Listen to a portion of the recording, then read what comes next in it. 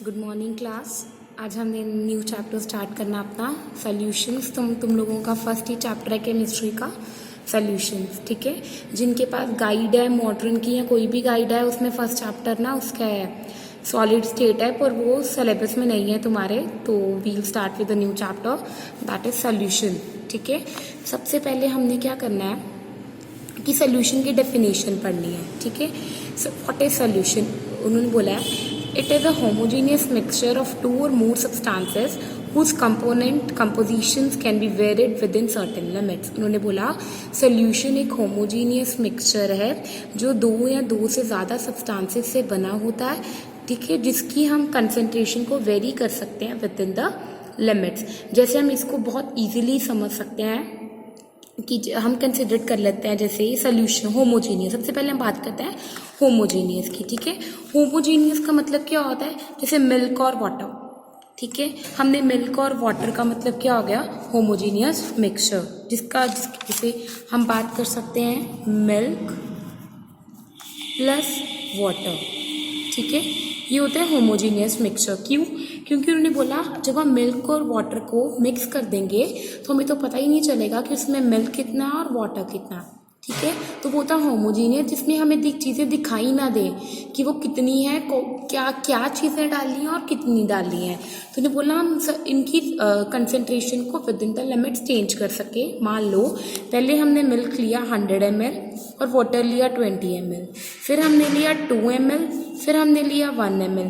पर ऐसा नहीं हो सकता कि ये 0 ml हो जाए, ये 10 ml हो जाए, ठीक है। ये सोल्यूशन नहीं है, ये एक होमोजीनियस मिक्सचर है। उन्होंने बोला सोल्यूशन भी एक होमोजीनियस मिक्सचर है जिसकी कंसंट्रेशन को हम चेंज कर सकते हैं with in a certain limits, ठीक है। नेक्स्ट उन्होंने बोला बाइनरी सोल्यूशन। बाइनरी सोल्यूशन वो होता है वो वाला solution which is composed of 2 components, जो सिर्फ और सिर्फ 2 कंपोनेंट से बना हो, जैसे milk and water, ethanol and water, and heptane and butane, मतलब इस तरह बोले कि जो सिर्फ 2 चीज़ों से बना हो। बाइनरी, बाई का मतलब भी क्या होता है? 2, तो it means binary solution.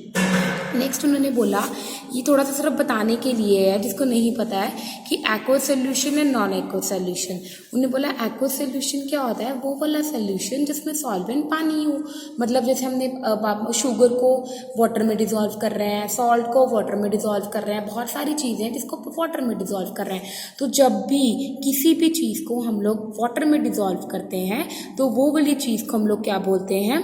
Aqueous solution. अब उन्होंने बोला अब ज़रूरी तो नहीं है कि हम हर चीज़ को पानी में डिज़ोल्व करें। हम कोका कोला है, कोल्ड ड्रिंक है, उसमें भी तो कोई चीज़ डिज़ोल्व कर सकते हैं ना। तो उन्होंने बोला जब हम उसमें डिज़ोल्व करते हैं रेदर देन वाटर, पानी को छोड़ के किसी और चीज़ में डिज़ोल्व करते हैं तो उसको हम बोलते हैं नॉन एक्वस सोल्यूशन, ठीक है। यहाँ पे क्लियर हो गया? तुम्हें इस तरह है सोल्यूशन की डेफिनेशन पढ़ लेनी है। एक्वस एंड नॉन एक्वस सिर्फ थोड़ा सा जनरल बताने के लिए था। नेक्स्ट हमारा है सॉल्युबिलिटी।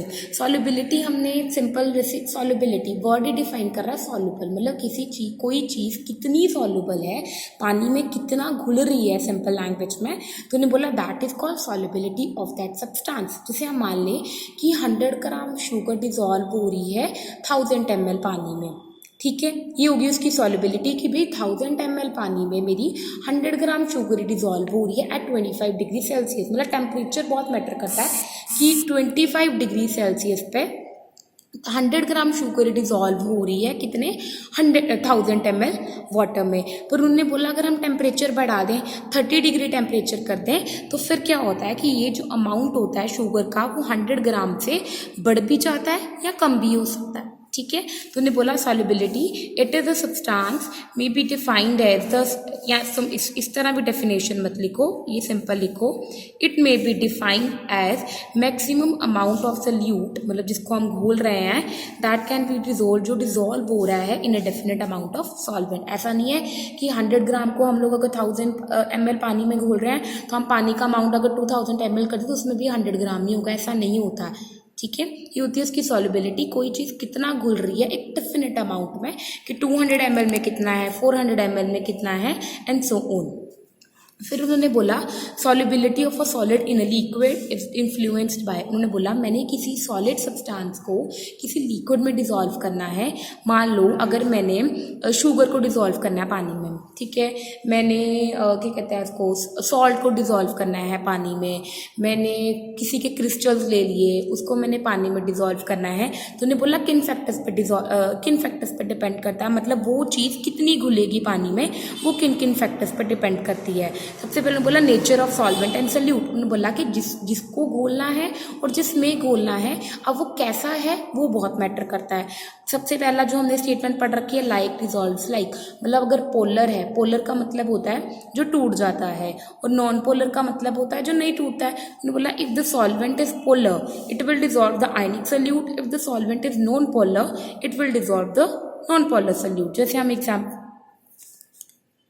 जैसे हम इस तरह एग्जाम्पल ले लेते हैं अपनी, सिंपल है, जैसे मान लो कि मैंने एक बीकर लिया, ठीक है, बीकर में मैंने क्या किया, ये मेरा सॉल्वेंट है, ठीक है, सॉल्वेंट मैंने डाल दिया इसमें AP, सॉल्वेंट था मेरा AP, तो ये टूट गया। अगर ये टूट गया तो इट मीन्स ये क्या है, एक पोलर सॉल्वेंट है, ठीक है।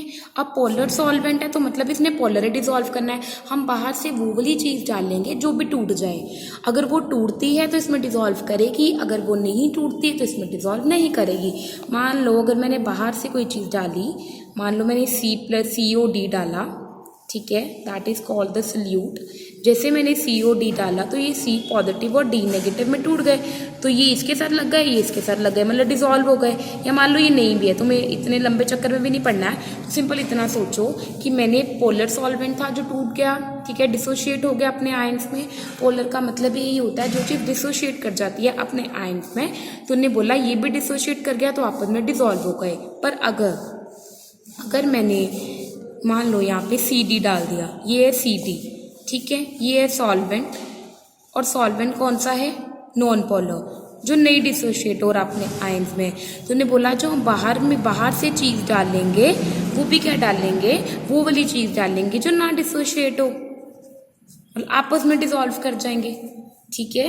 नो मतलब polar dissolve polar and non polar dissolve non polar. यहाँ तक क्लियर है।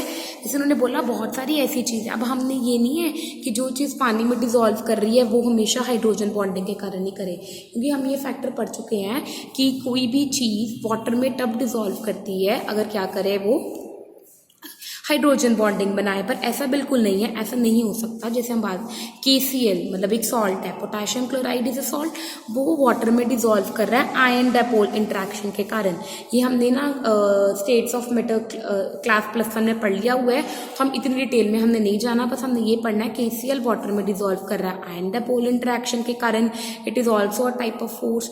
HF हाइड्रोजन फ्लोराइड डिसॉल्व कर रहा है ड्यू टू हाइड्रोजन बॉन्डिंग के कारण, ठीक है, मतलब ये हाइड्रोजन बॉन्डिंग के कारण कर रहा है। नेप्थलीन की बोल्स जो हम कपड़ों में भी डाल देते हैं कि स्मेल ना आए कपड़ों से, है ना, वुलन क्लोथ से, तो नेप्थलीन जो है वो CCl4, ये कार्बन टेट्राक्लोराइड है and it is a non polar solvent, ये एक नॉन पोलर सॉल्वेंट है, ये लंडन डिस्पर्जन फोर्स के कारण डिसॉल्व कर रहा है, ठीक है। फिर उन्होंने बोला टेम्परेचर पे किस तरह इफेक्ट करता है। अगर डेल्टा H सोल्यूशन मतलब इंथैल्पी ऑफ द सोल्यूशन जो है वो ज़्यादा होगी तो इट मीन सॉल्युबिलिटी, अगर मतलब एनर्जी चेंज ज़्यादा हो रहा है तो मेरी जो डिसॉल्व करने वाली चीज़ है, जो सल्यूट है, वो भी ज़्यादा डिसॉल्व होगा विद इंक्रीज इन टेम्परेचर। जैसे मैं टेम्परेचर बढ़ाती जाऊँगी, हीट प्रोवाइड करती जाऊँगी, तो मेरी चीज़ जो है वो उस सोल्यूशन में ज़्यादा डिसॉल्व होती जाएगी। उन्होंने बोला अगर मेरी जो इंथैल्पी चेंज है वो कम हो रहा है, जैसे मैं हीट दे जा रही हूँ पर जो इंथैल्पी सोल्यूशन है वो इतना हीटअप नहीं हो रहा है, सोल्यूशन इतना हीटअप नहीं गेन कर रहा है, तो उन्होंने बोला कि उसमें जो सॉल्युबिलिटी है वो क्या होगी, डिक्रीज होगी विद रिस्पेक्ट टू टाइम, ठीक है। फिर उन्होंने बोला कि if pressure does not have significant effect, उन्होंने बोला प्रेशर का क्या इफेक्ट पड़ता है, ये उन्होंने बोला pressure does not have significant effect on solubility of solid in liquids by. Pressure का कोई इफेक्ट नहीं पड़ता जब हमने किसी भी सॉलिड को लिक्विड में डिसॉल्व करना हो। उन्होंने बोला ऐसा क्यों? क्योंकि पहले सिंपल सी बात है, मान लो ये पेन है, ये सॉलिड है, अब मैं इसको दबा नहीं सकती ना, अब मैं इसको दबा के तो नहीं ना पानी में डिसॉल्व कर सकती। अब शुगर है, शुगर को मैं हाथों से दबा के तो नहीं पानी में डिसॉल्व कर सकती ना, मैं सॉल्ट को कर सकती हूँ। मतलब कोई भी सॉलिड चीज़ को मैं दबा के प्रेशर लगा के लिक्विड में डिसॉल्व नहीं कर सकती, ठीक है। तो उन्होंने बोला कि क्या प्रेशर का कोई इफेक्ट पड़ता है जब हमने किसी सॉलिड को लिक्विड में डिसॉल्व करना हो? तो उन्होंने बोला नहीं, नो बिकॉज, इस तरह लिख लेता है, no because solids and liquids are highly incompressible. उन्होंने बोला सॉलिड्स एंड लिक्विड्स जो होते हैं वो हाईली इनकम्प्रेसिबल होते हैं। मतलब इनकम्प्रेसिबल का मतलब होता है दबना, तो सॉलिड्स ना लिक्विड दबते हैं एंड रिमेन प्रैक्टिकली अनइफेक्टेड। और प्रेशर हम जितना मर्जी बढ़ा दें या कम कर दें, उसका किसी भी सॉलिड को लिक्विड में डिसॉल्व करने से कोई भी इफेक्ट नहीं पड़ता है। अच्छा बेटा, ये हमने अभी टॉपिक करा है, ठीक है। लग बहुत छोटा आ रहा है, कुछ ज़्यादा लग नहीं रहा है, ठीक है। भी हमने तो छोटा छोटा करके ही कराना है ना, ताकि बच्चे को समझ भी आ जाए।